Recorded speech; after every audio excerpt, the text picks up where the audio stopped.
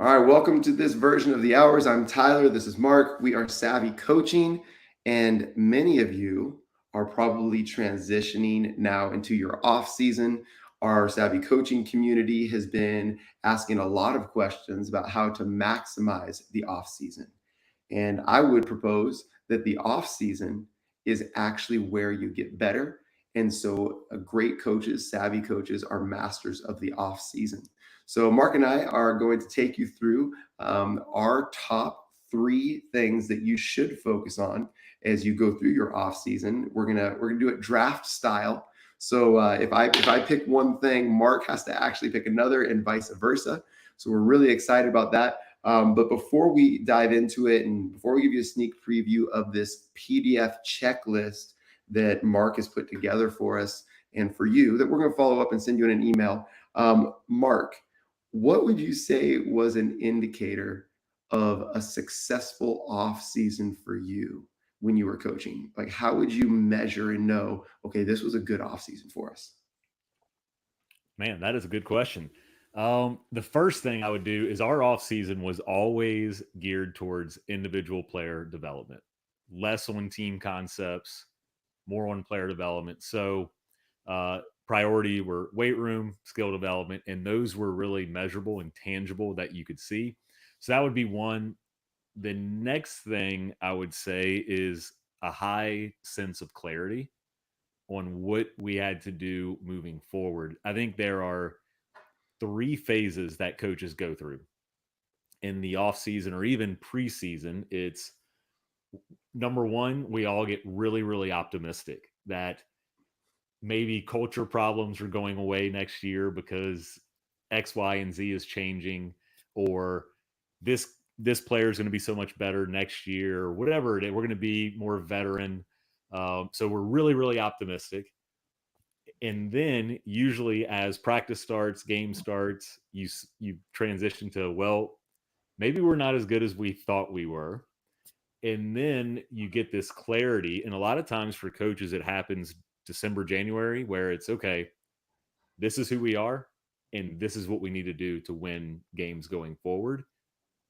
Can we speed that process up and get to three, that third approach of this is who we are, this is what we need to do to maximize our potential? Can we have a very clear roadmap to bring us to that realization in the off season? That's good. Well, okay, before we move on, welcome everyone that is joining us live. I would invite you, as long as you're not driving or operating a lawnmower, please drop into the chat box your name and where you're from. We would love to, there's gonna be a couple of moments throughout this where we're gonna ask you some questions to gauge the audience, but also to hopefully spark and trigger a couple of good thoughts for you. Mark, it actually came back to me. Okay. So I will share this story, and this is why it's so important to do what Mark has titled, and I love your title, Mark, a post-mortem on your season. So often we come out of our season and we feel really, really clear on what we need to do in the off season. Right, we're probably frustrated with how our season ended. We might have identified either a culture error or a skill development failure or a system change, right? And we're like, this is the direction that we must go, and we just take off running that direction because we feel that that is definitely the highest leverage thing that we can do. And what a postmortem will actually do, and why we put this big checklist together for you, is so that you can make sure that you can accurately identify the highest leverage things that you can do to improve. And I'll share this story with you. Coach Carr, welcome. TJ, welcome. We'll ask you guys some questions. Please continue to drop your name and where you're from in the area. We got South Carolina. Coach Carr, we're looking at possibly doing a team camp in South Carolina. Stay tuned. Hilton Head. I don't know how close Columbia is to Hilton Head, but stay tuned on that. We're working on a gym for you right there, right in that area. So here's basically the story. There was an Olympic endurance runner that was one of the best endurance runners in the entire world, and they had an unbelievable training regimen. Their diet was excellent, and they went and they competed in the Olympics. And it wasn't a marathon; it's like the next longest one. Can't remember the meters, but it was the next longest one, and they just missed the podium.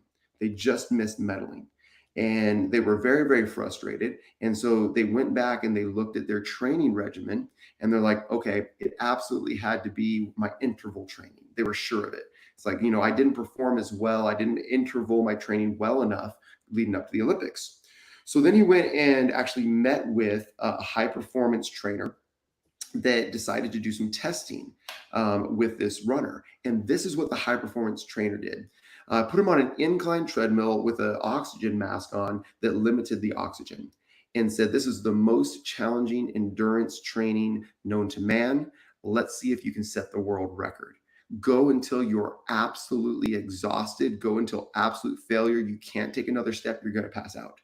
And it was incline. It was resistance. It was really, really hard. The runner went as hard as he could and said, I'm going to pass out at 22 minutes. I'm paraphrasing a little bit here. At 22 minutes, failed. The very next day, with no additional training, no rest, nothing, he went back to be tested again.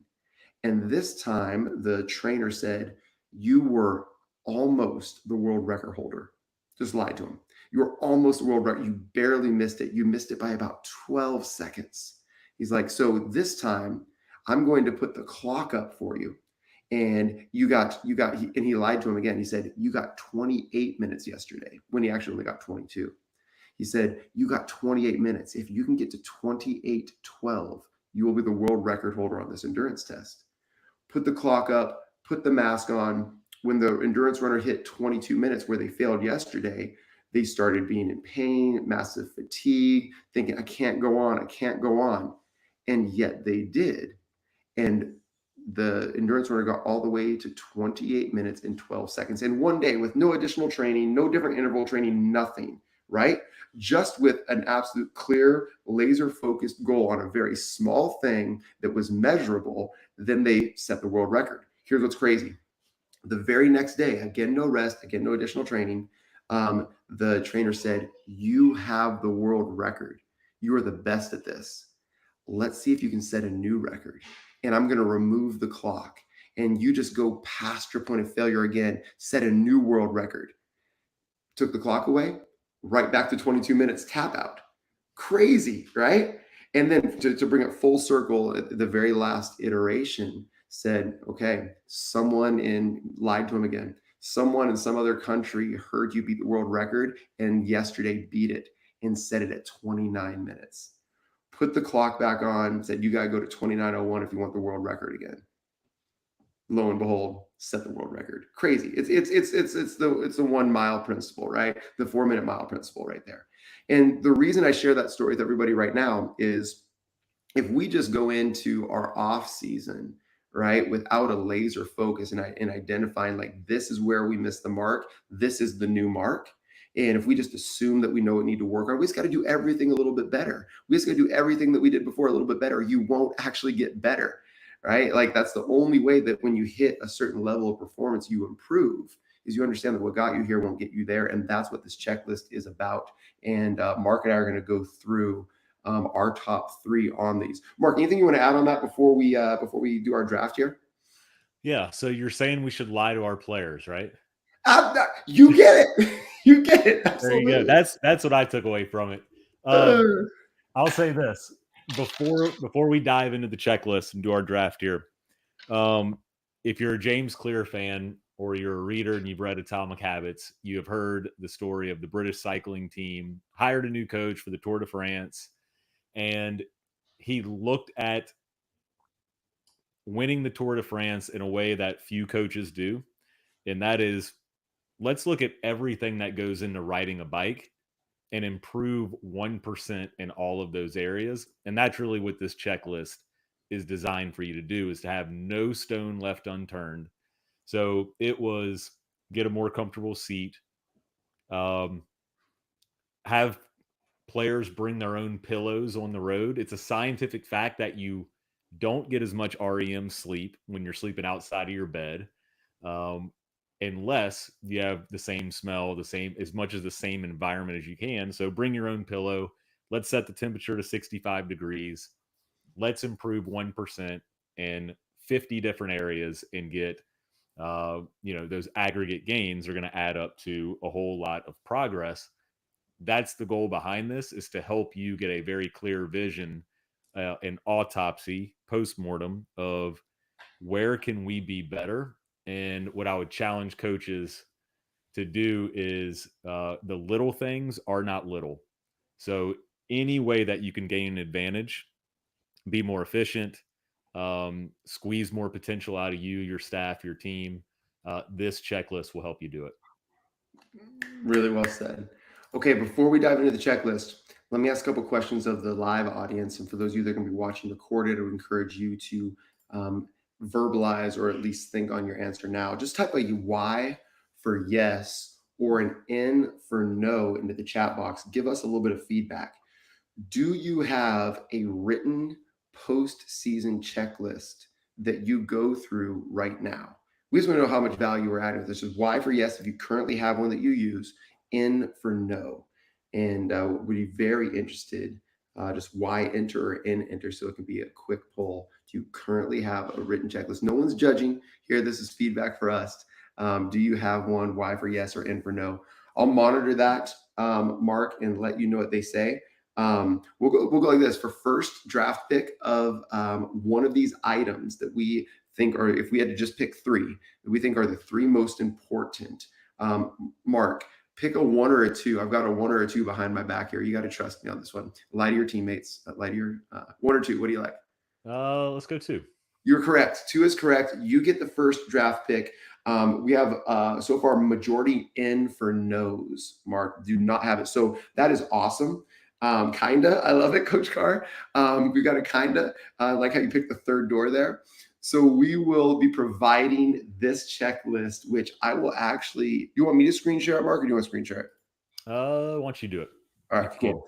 We'll screen share this. We're going to be providing this checklist to each of you that signed up and put your email in. This is what we are working off of. And just to give a quick sneak preview as well, let me see if that's going to pop up for us here. Just give you a quick sneak preview. We are going to be going through every aspect of this post-season checklist on our upcoming March cohort.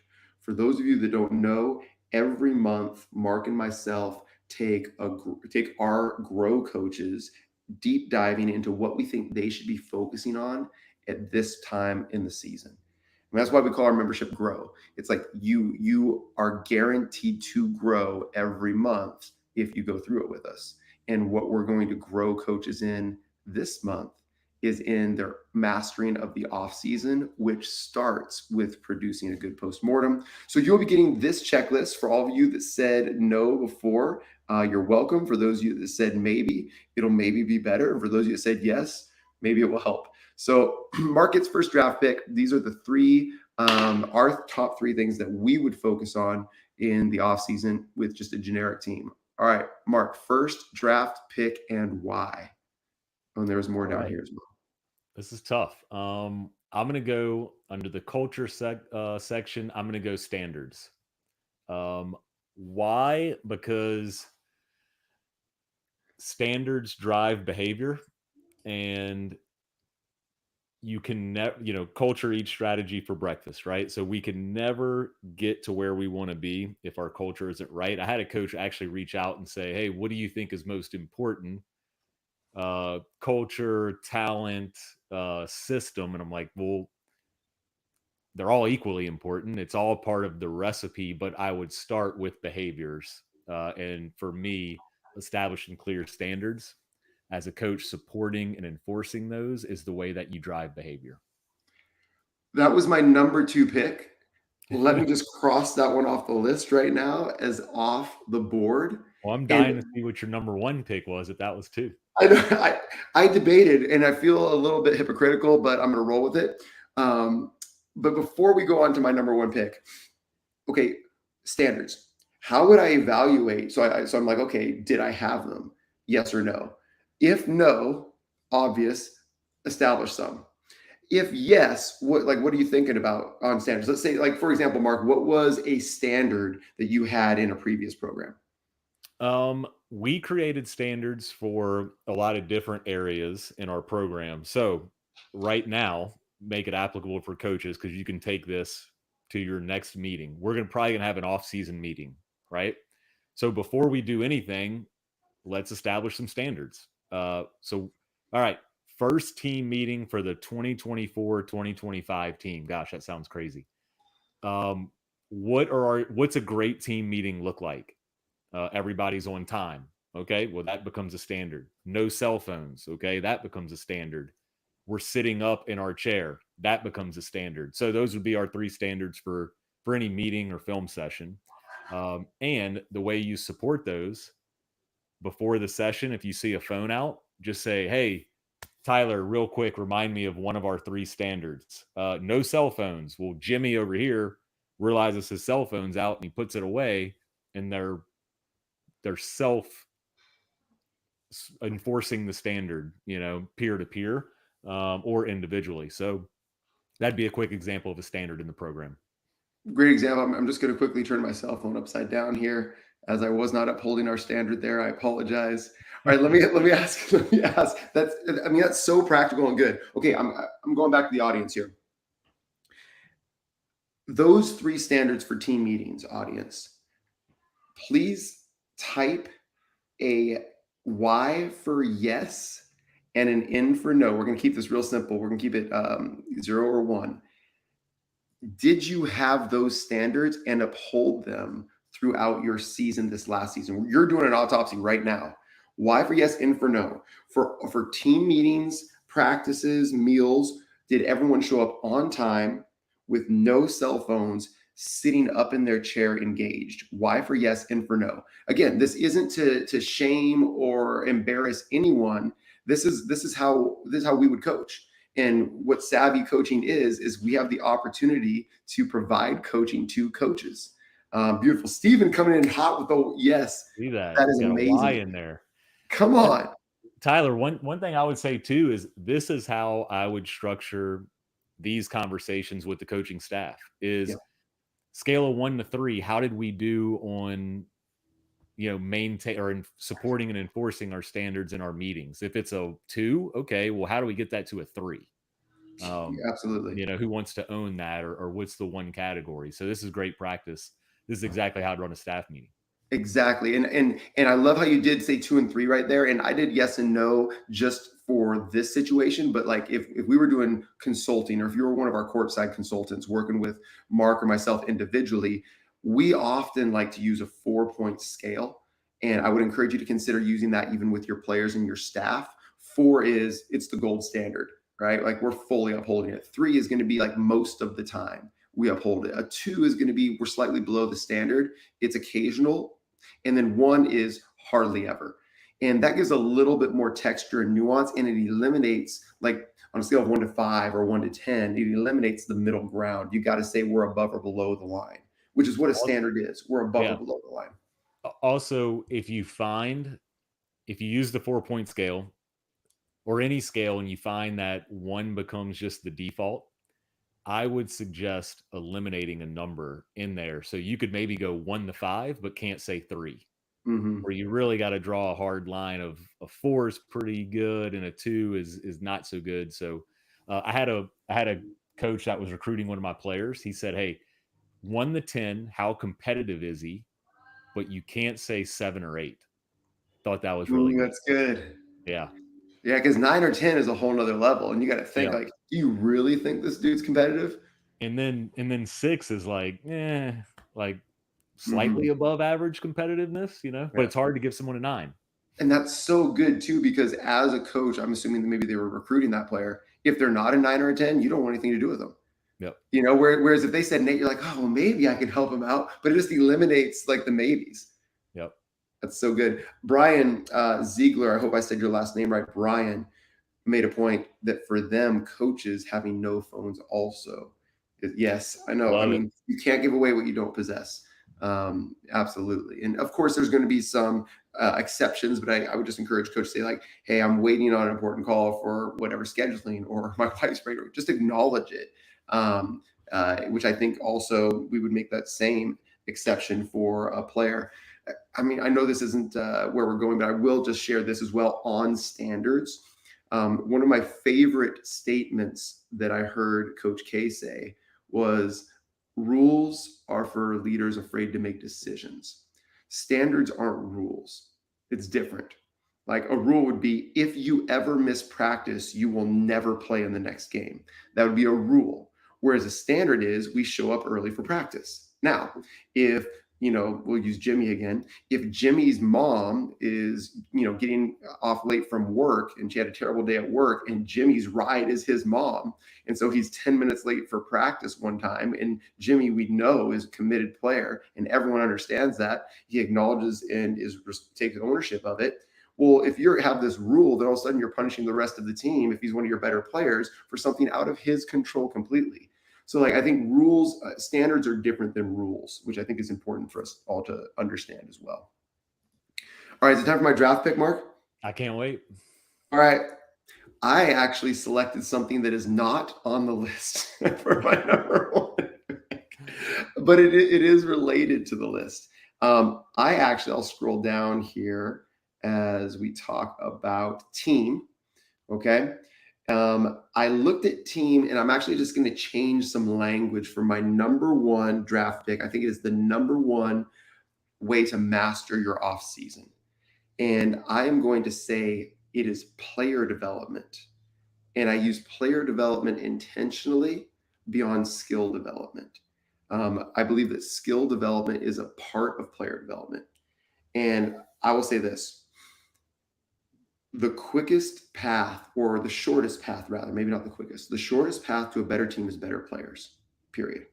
And that's why I did edge out standards in my mind, because a team of unbelievable players will still beat a team of mediocre players with unbelievable standards.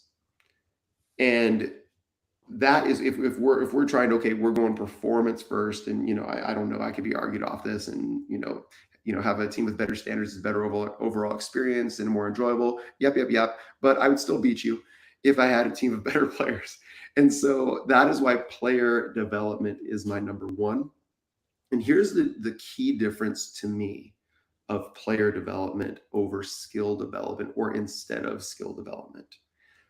3 aspects of it.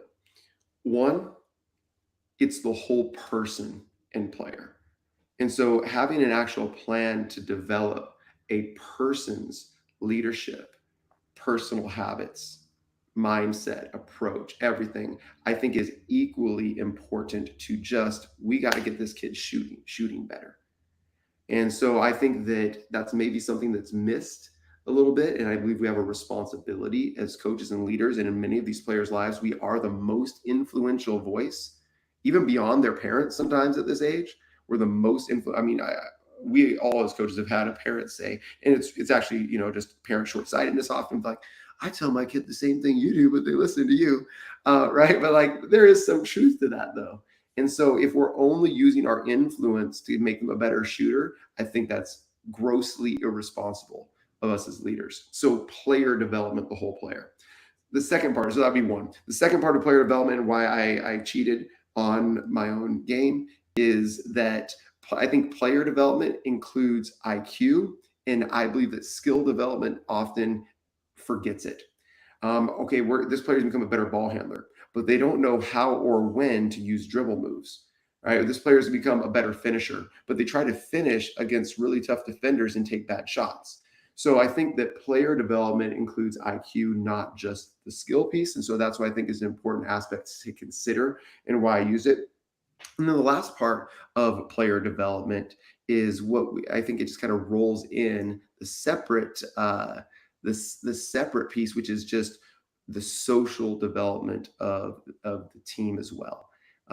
Which, we've all heard this language before, I think, but I think it's really true, as I've had the opportunity to coach women's college basketball and men's college basketball. I've trained men's high school, college, and professional players, and I've trained women's. And there is a significant difference. I don't think that you need to coach these two, the two genders different.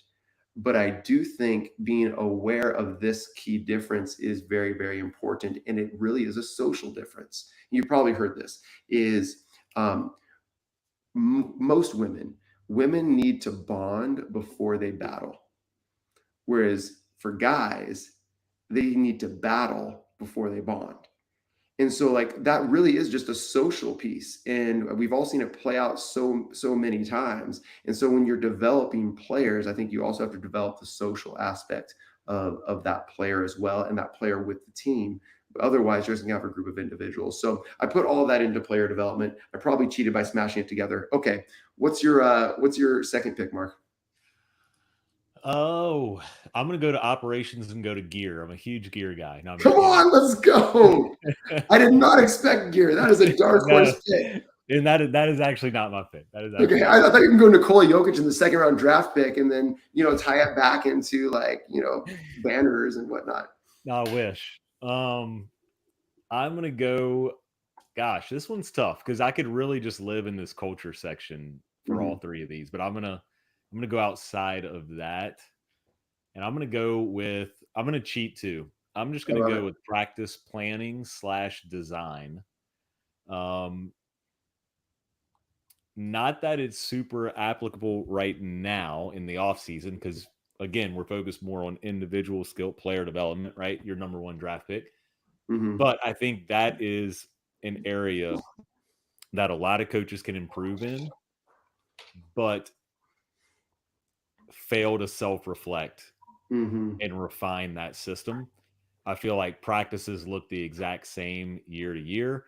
And along with player development, the number one thing that you have over control of your team is what you do and how you do it in practice every day. So I always think you can improve and should look to improve in that area. Really good. I was reading the talent code recently, and one of the teaching methods that was indicative of all these talent hotspots all over the world, chess, musician, soccer, all this stuff, was this teaching method, which I'm committed to using more. And coaches, I would encourage you to consider using more as well. Here's how you do it right. Here's how you get it wrong. Here's how you do it right. In reiterating that, and there's a lot of neuroscience behind it, but I will attempt to use that right now as a reminder on practice planning, for my opinion. And then, Mark, you can edit me or share your thoughts on this. In my opinion, practice planning done right is adjusted moment to moment and day to day. So identifying this is what this group, this team needs right now, and that's how I'm going to design this practice. Practice planning done wrong is I've got this binder of practice plans that I've used for the last 10 seasons, and this is practice plan number 27, and I've got to use this one because I got to do something different than what I did the day before. That's practice planning done wrong. It doesn't take into account the moment in time, the personnel, what the most important thing is that you need to learn, the feeling of the team, the energy level. If it's like a red or a green practice, if you need like high physical intensity or high mental engagement, it doesn't take into account all of those things. And that's the art of coaching. The science of coaching is I've got this massive sheaf of practice plans. Oh gosh, I got to share this. Okay, and this is also coaching interviews done wrong. I had the honor of sitting on an interview panel for a high school coach recently, and there were 3 candidates that came in. They were the 3 finalists. The first 2 candidates came in with their coaching portfolio. This is everything that I've done, right? This is my philosophy. Look at what I've built over my career. Fine. Okay. Third candidate came in and had just a completely different frame and said, this is the team that he was applying for. This is the personnel we have coming in next year. This is the key opponent we have to beat in order to move up and make the next level of playoffs. This is the main area that we need to improve. He actually shared a plan for that specific team in that moment of time moving forward that was a product of all of his resume. Who do you think got the job? The one with the plan. Immediately, it was easy, right? So like your resume is not as important as your plan. And I think that I would apply that as well to practice planning as well, right? Like what you've done in the past is not as important as what you need to do right now. So I love that one. That one also didn't make my list, or that one did not make my list, Okay. but I'm glad it did for you. Okay, here's mine. Number 2 pick. Also not on the list, but a big part of strength and conditioning. And I would say that it is directly related to strength, stamina, load management, injury management, off-season and preseason and in-season habits. So all across the board, but it would be spanning that. Sleep and nutrition. I believe doing an autopsy and evaluating the execution of proper sleep habits of your team and nutrition habits of your team and improving that. Mark talked about the 1%. I mean, that might be a 20%er, honestly. If you haven't read the studies done on Andre Iguodala when he was with the Golden State Warriors of his field goal percentage and turnover rate when he got over 8 hours of sleep or less than 6 hours of sleep, it is shocking. I believe, if memory serves, it was about a 20% difference in his effective field goal percentage just based on sleep. And I think he had like 3 times as many turnovers per 36 minutes. Unbelievable. And if you were to look at most high school players' sleep and nutrition habits, they are atrocious. Yep. Atrocious. And so establishing a plan and really doing an autopsy on what were your players' strength and nutrition, sleep and nutrition habits, and establishing a plan going forward, I think would be a massive gain that most teams are not making. That one's great. I think that is something I'm really passionate about, is like getting enough sleep, eating right. If I think of my high school self, man, I was really, really far off of where I am now. But I think that goes to player development, is teaching them good habits at an early age that they can take for the rest of their life. We had the conversation. One thing, well, I'll give a practical example here on just nutrition or hydration. Every day, last drill of practice, all of my players had a clear water bottle. This is British cycling team. We all had a clear water bottle so I could see how much water they were drinking throughout practice. But our managers could also see, hey, he's almost empty. Let me go fill his up before he's empty. But during the last drill or game at practice, the manager would fill all of them up, and you couldn't go to the locker room until yours was empty. So if you wanted to get extra shots up, if you wanted the static stretch, if you just wanted to hang out, the social element, hang out with your teammates, we just hung out and drank water every single day after practice. So that would be a practical standard, or just part of your ritual routine that you could make with your team to help with the hydration piece, because no one else is doing that. But that's really good. Outside of that, really, really difficult for coaches to control sleep hydration, right? But education, really important. One thing I would always say is I'd go to my players and say, hey, are you going to get 8 hours of sleep tonight? Yeah, coach. Okay.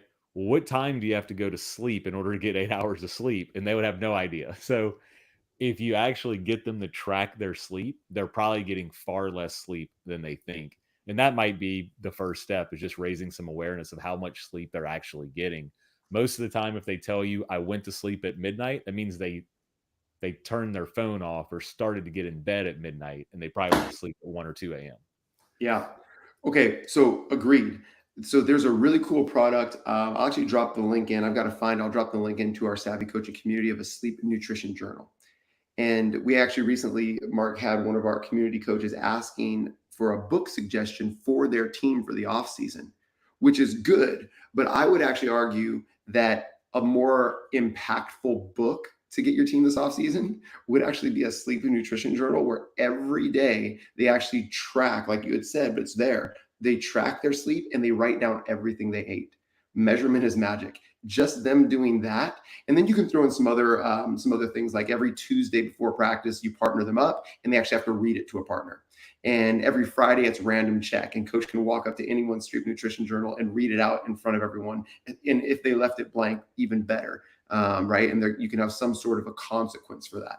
So, I mean, that would be another way that you can actually have an impact on that, with a lot of like self, peer accountability, and even coach accountability as well. So I'll drop that link. It's a cheap one. If you got that for your team, I think you're probably taking a 1% step in improving their sleep and nutrition. All right, Mark, draft pick number, we've really gone off book here. But I think that's also what this checklist is for, is it's going to trigger things for you that, like, okay, when I think about our late clock situations, it actually means that we need to improve this other aspect of our practice planning or whatever. But if you don't go through every aspect of the checklist, you'll assume that you know and think you're doing everything you do to be the best endurance runner in the world, but you haven't actually done the thing. And so we're just trying to leave no stone unturned here. All right. So my third draft pick, this one's tough. I'm actually going to go in the miscellaneous category, and I'm going to go with language and terminology, because I think this one's great for the off season. Having a clear language or your own, dialect within your program, really, really important for a ton of different categories. Like your standards could become sticky language, or your core values could become sticky language. For example, like some of our core values might be hardworking. If I was a coach today, for me, that would be take the stairs. Just something easy we can remember. If it's on a shirt, if it's on social media, it's kind of a, hey, what does that mean? Another one would be team unity, or teamwork, that would be together we attack for us. And it's just like a mantra that your players, your fans, parents can hold on to. It's sticky. It'll stay with them, but also clarifying your terminology of your system. Can we clean up our language? Can we, simplicity wins, right? How can we provide clarity? How can we make complex ideas really, really simple through terminology? I think that's a great off-season project for coaches. Really good. Let me go back to the group on that one. And I'll just ask the group, if you're watching live or if you're watching recorded, if you've got one piece of sticky or unique terminology, just drop it into the community chat. Most of, like, take the stairs, for example. I stole that from someone. I can't remember who. But most of the sticky terminology I've stolen from someone. Very little of it has been like just from my own head. And so one of the things you can do is, let's steal from each other right now. There's nothing new in the game of basketball. There's just a better way to frame it, train it, or measure it. That's it. And so let's drop some sticky terminology in right now. Mark, let's actually popcorn 2 or 3 that we've used that we think are unique and sticky, and what they actually mean. What's one that you use a lot that you think is really sticky? I know you gave a couple standards one, but let's just go open season. Okay, I'll go. A common question, or something we always had to coach against, was getting players to hold their spot in the corner. So sticky language would be chill before fill. That's good. Cool. One that we use instead of drive is we use hunt. It's just a lot more intentional. Like you're hunting something. You're hunting an advantage. You're hunting a 9. You're hunting the smile, a spot on the floor. You're hunting the world. Like, let's go hunt something as opposed to just explore. A lot of times we get frustrated with players just exploring with their dribble. So I say hunt, hunt, hunt, and it just becomes more intentional. I like it. I'll go another one here. This is, you've probably heard this one. This isn't earth shattering, but it's top of mind. How we get players to hunt would be, what process do we go through before putting it on the floor? we always said shoot it, drive it, or move it. And that helped train our point five. And you can define clear roles by manipulating the order of shoot it, drive it, or move it. Love it. Steven just dropped in David and Goliath. Anytime that we've got a guard versus big on the perimeter. Love it. I heard another one recently. I can't remember who said it. They said crack the shell. Oh, it was Carlos, Coach Carlos, one of our SAVI members. And he said crack the shell, which is just another way to say let's get the ball inside the arc, right? Yep. Another one is like race. Instead of like so many coaches, and I'm coaching actually my coaches here locally on this, like whenever our team gets a rebound or a steal, they're like, go! Like, no, don't go, race. And that's sticky language because they're actually trying to win the race against an opponent and get behind them. Go tends to turn into run to your spot and stop. And so it's just different in sticky language, like it's a race. So Jeff has one here. Easy. Easy means free to help. Sticky means you can stunt, or skirmish is one that we use, but don't get too far. Married means no help. So we got easy, sticky, and married as far as how they should be in their help. I like that, Jeff. That's good stuff. I love that. So we're often asked for this, and actually Steven's asking for this right now, about like a written out definition of all of our different roles. And so each of you, as part of your mastering the off season, if you could actually put together your sticky language into a document to then provide to your coaches and to your team, that would be a way to master the off season and really develop your vocabulary. Any final thoughts from you on that one, Mark? Yeah, I think your example on go versus race, really, really good. I know one thing in the race in space or just shooting in general, we talk about 9s and 7s. Mm-hmm.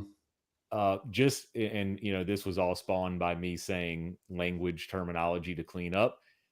We want to be very, very consistent top to bottom. And one thing we could steal from this checklist is program alignment. What that means is from varsity all the way down to our feeder systems is an open layup called a 9 at the varsity level, the freshman level, the 6th grade level, because we want or don't want is one coach saying a 9, another coach saying a wide open shot, and another coach calling it an easy layup.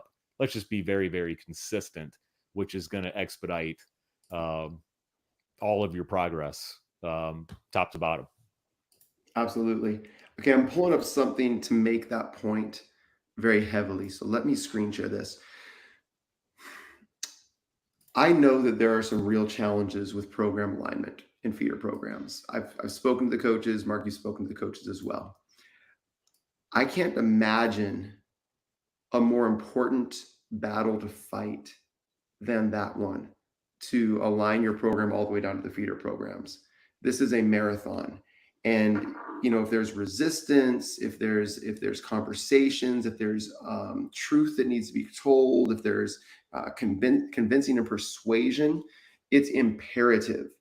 Specifically, and I just got sent this by one of our SAVI programs. They asked to remain anonymous because they're trying to not give away their secrets.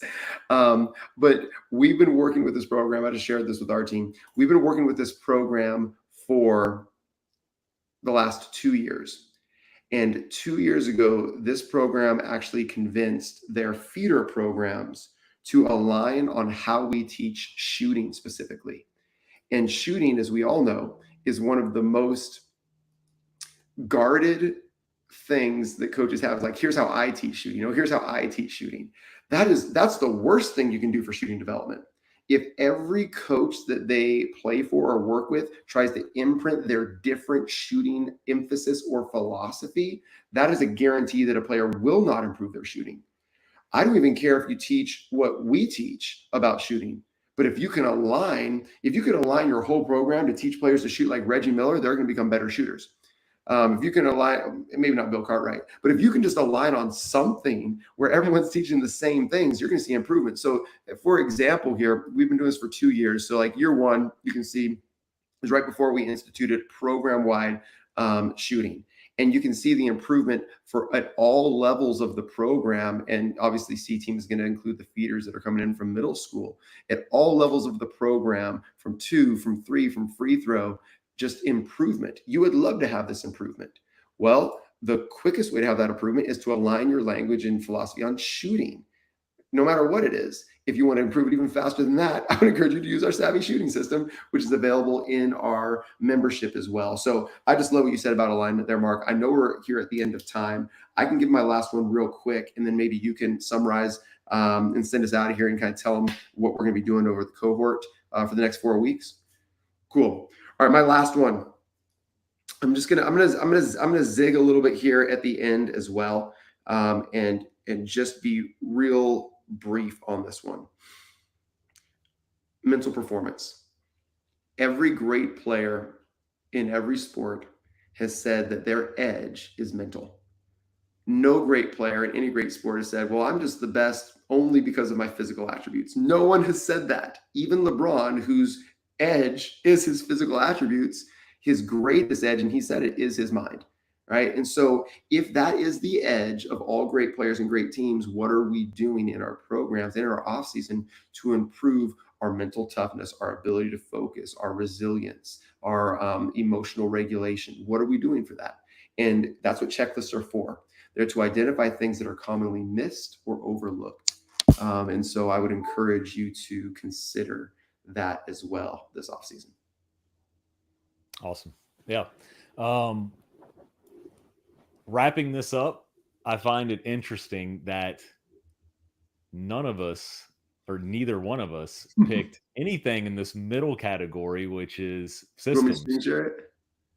Yeah. So the middle category, as Tyler pulls it up, it's your system, your offense, defense, rebounding, special situations, and that includes your blobs, your slobs, which is questions we might get the most about. But neither one of us had. It's not in the top 6. Not that it's not important. It's that is just the blueprint, and I think it's a big piece of what you do, right?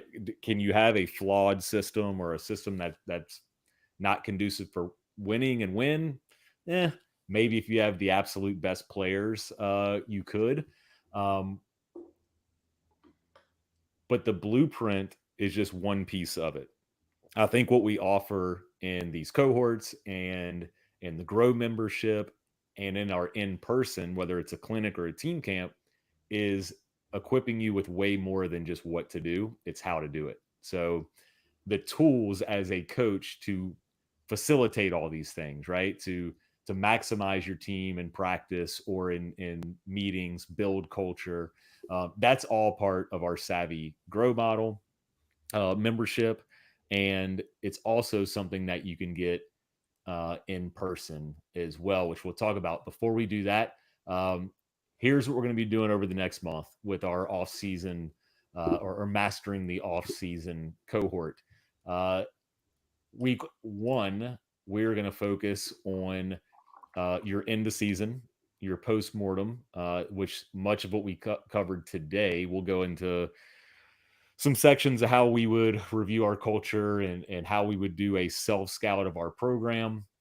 Week 2 will be staff development, which we didn't pick. I was really tempted for my third pick to pick something with staff development because, you influence people who influence your players and all those things. Week 3 will be system development, which will get to, your offense, defense, rebounding systems.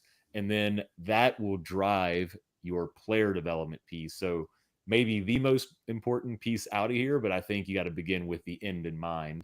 So we'll end with player development in our cohort. Tyler, anything you want to piggyback on that? Yeah, I just dropped the link in the chat box for you. If you want to join us, anyone that's a Grow member gets to spend 1 hour a week live with Mark and myself. And I think one of the reasons why I didn't go into systems is because I don't yet know you and your situation. And that's what we're going to be doing on our live calls once a week. We're going to talk to you. A cohort is a group, and we're going to take a group of coaches through this And it's not going to be just listen to us talk like you did today.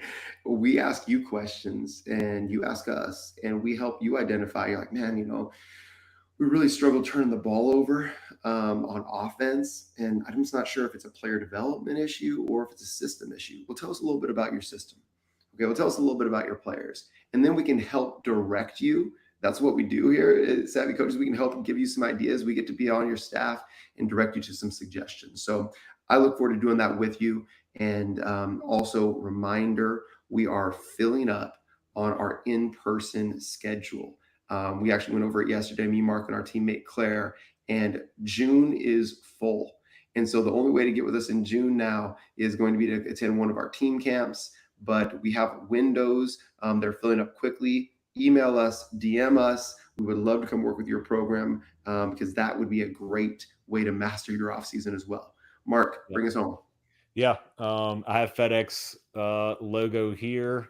I'll leave that hanging for you just for a second. I want to piggyback on what Tyler said. Bring us in for our in-person clinics. June booked, but biggest impact we can make is working directly with you and your athletes, and being on the floor, in the trenches, in your program, because we can move from a coach consultant role to a facilitator. Mm-hmm. And I would have people come in and watch my practices and spend time with my program, and it made me see things in a completely different way that I did not know existed, and I was able to take that knowledge and piggyback that, and really um, my growth and development as a coach was exponential from that point on. So I have the FedEx logo up here. Reason why, and I just learned this not long ago, but in between the E and the X here, there's an arrow that I've never seen before. And that is what in-person clinics and team camps have done for me personally as a coach, is I see things completely different after having someone come in and work with me and my team. Completely change the game for me, and we hope to change the game for you. That's awesome. We do. I'm Tyler. That's Mark. We are Savvy Coaching, and we look forward to spending more time with you sometime soon. Thanks for hanging out. Cool. And we